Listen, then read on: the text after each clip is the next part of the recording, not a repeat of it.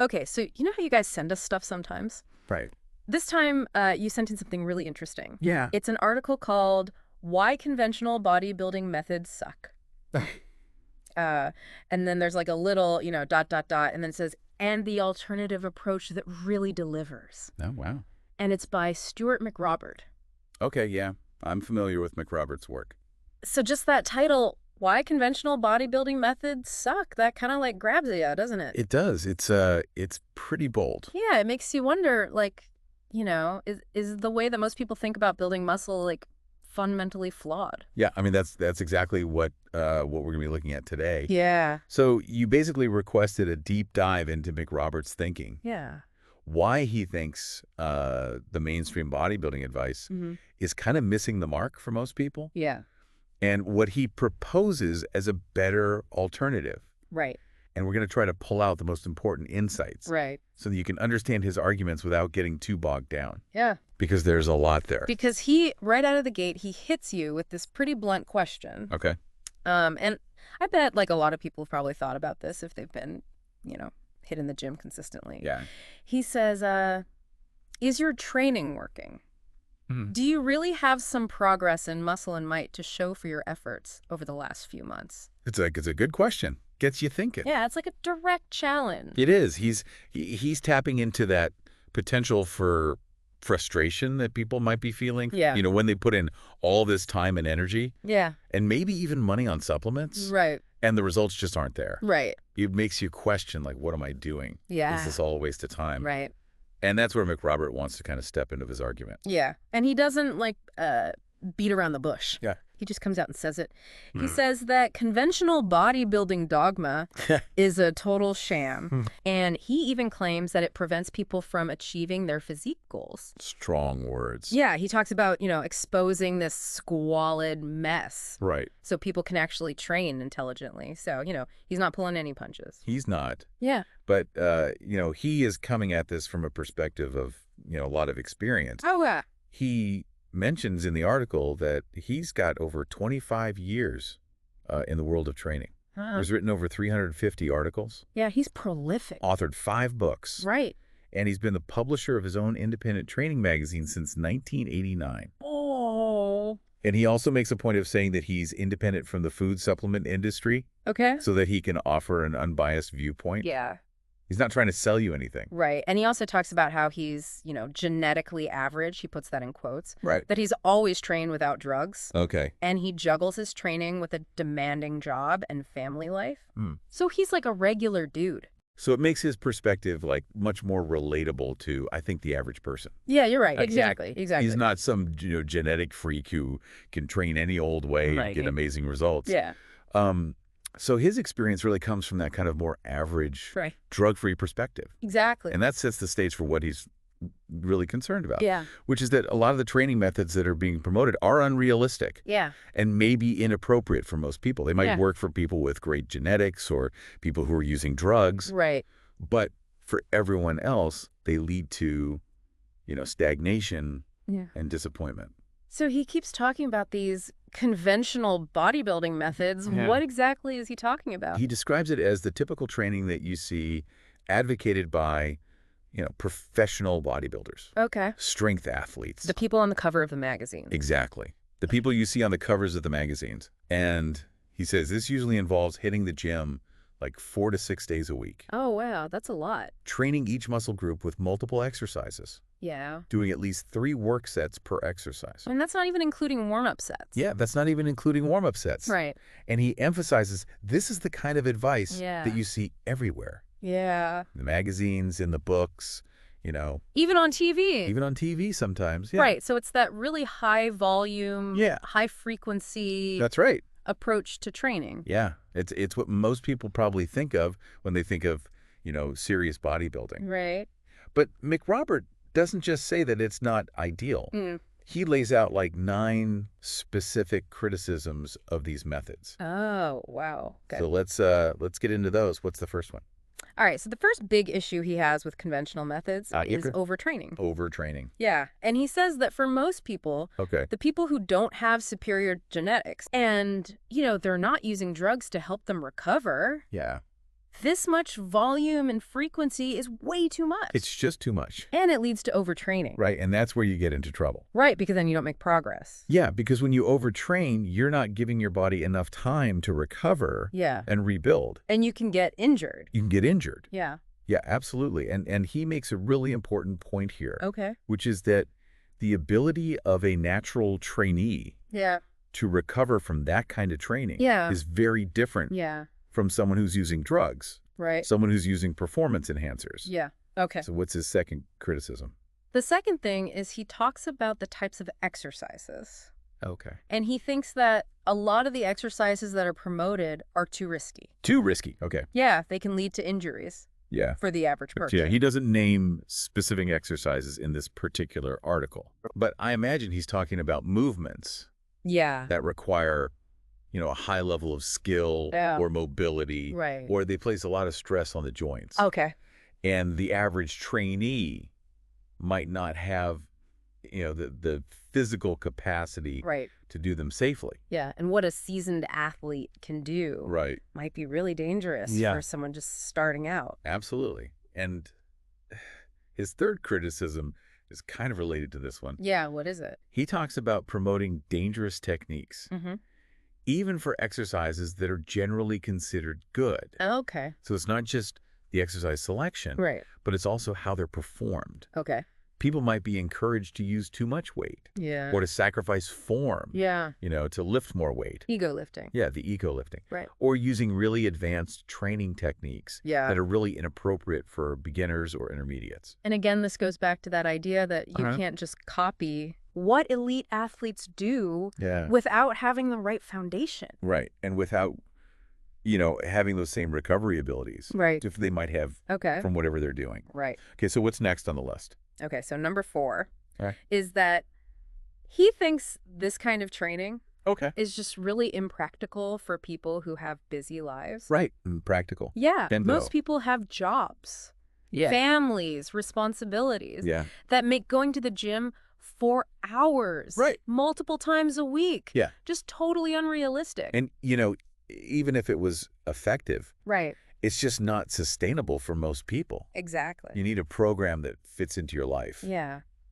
If it's constant battle to find the time, you're just going to give up. Yeah. Okay, so number 5. Number 5, all right.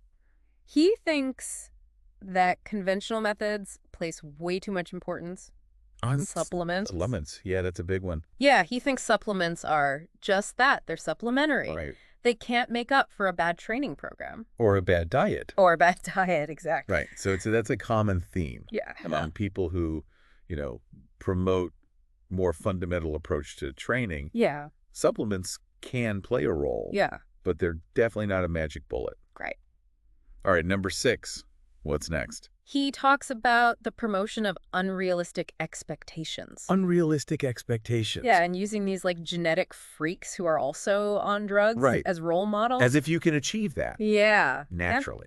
And he thinks this sets people up for disappointment. Of course. Yeah. Because it's just not attainable for most people. Right. So it's really dangerous to compare yourself to someone who has completely different genetics than you. Right. And is using all kinds of, performance-enhancing drugs. What's number 7 on the list?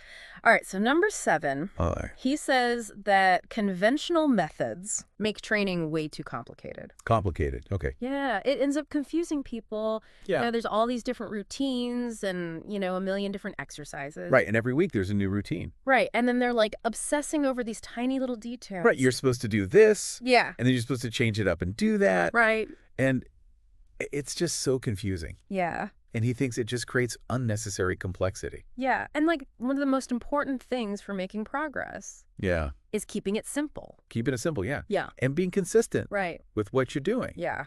So, overcomplicating things is just going to lead to confusion. Yeah. And analysis paralysis. Right. And it prevents people from focusing on the basics. Yeah. Which is what really matters. Okay, so what about number 8? Number 8, okay. He thinks that these conventional routines lack personalization. Personalization, okay. Yeah, it's like this one-size-fits-all approach. Right. Everybody's supposed to do the same thing. Yeah. Regardless of their, individual needs. Right, like limitations. Limitations, lifestyles, goals. Yeah. And he thinks this is a big reason why people end up overtraining. Yeah. getting injured, getting frustrated, and giving up. Okay. Makes sense. And his 9th criticism. Okay. This is the last one. It's kind of a controversial one. Okay. What is it? He says that conventional methods actually contribute to drug abuse in bodybuilding. Wow. Yeah, because he thinks... So he's saying that? Yeah, like when people follow these crazy routines, they don't get the results that they see. They think they should be getting. Yeah, and they think, well, maybe I need to take drugs. Because that's the only way to achieve those kinds of results. That's a really strong statement. Yeah, and he goes on. He actually says that he thinks the drug problem in bodybuilding is bad beyond belief. Yeah. So he's really concerned about the drug culture in the bodybuilding world. Yeah, he thinks it's like really dishonest. Yeah, and he thinks that promoting routines that only work if you're using drugs is like basically endorsing drug use. Exactly. And that's doing a disservice to all the people who are trying to train naturally. And he's especially critical of that whole train like a champ to be a champ mentality. What does he say about that? Well, he calls it a costly fraud. A costly fraud. Yeah, because he says the methods that, you know, these genetically gifted people or drug users are using, they just don't apply. Don't apply. To the average person. The average drug-free trainee. Yeah, you're just going to be setting yourself up for failure and frustration. And he even shares his own personal experience. To kind of, you know, back this up. He talks about how when he was starting out, he was following all this conventional advice and he was making zero progress. Zero progress. Yeah, and he didn't realize at the time it was because he wasn't, you know, genetically gifted. Yeah, he didn't have these amazing genetics. And he wasn't using drugs. And he says he wasted years of training because of this, like, deception. Deception and irresponsible instruction coming from the mainstream. So that personal anecdote really adds weight to his argument. You know, because he's speaking from experience. He also talks about the health claims that are often made, you know, about the physiques of the elite. What's his take on that? Well, he points out that it's kind of a contradiction to be promoting these drug-enhanced physiques as, you know, examples of a healthy lifestyle. Yeah, especially when you have... especially when you have cases of... bodybuilders dying. Dying young. From drug use. Okay. He also offers his perspective on bodybuilders from the old-timers era. You know, the guys who trained before steroids were widely used. So what does he say about them? Well, he acknowledges that the pre-steroid era did exist. But he's quick to point out that anabolic steroids were actually around before the 1960s. I didn't know that. Yeah, it's just that they weren't used as widely. And he points out that the big improvements in physiques that happened in the 60s and beyond coincided with the increased use of steroids.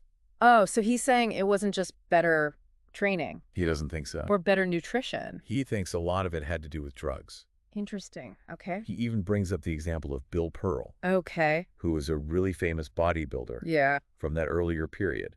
Who later admitted to using steroids. Wow.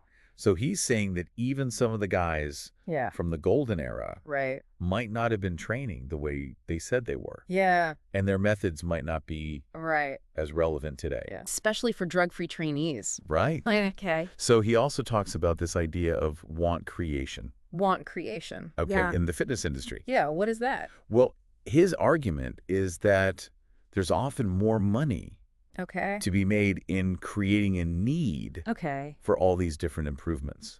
So like supplements. Yeah, like supplements, new equipment, you know, all these different things. Instead of just focusing on hard work. Good nutrition.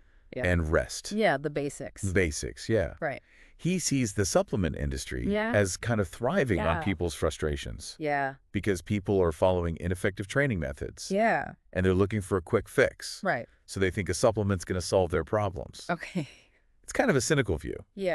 But it's probably pretty realistic.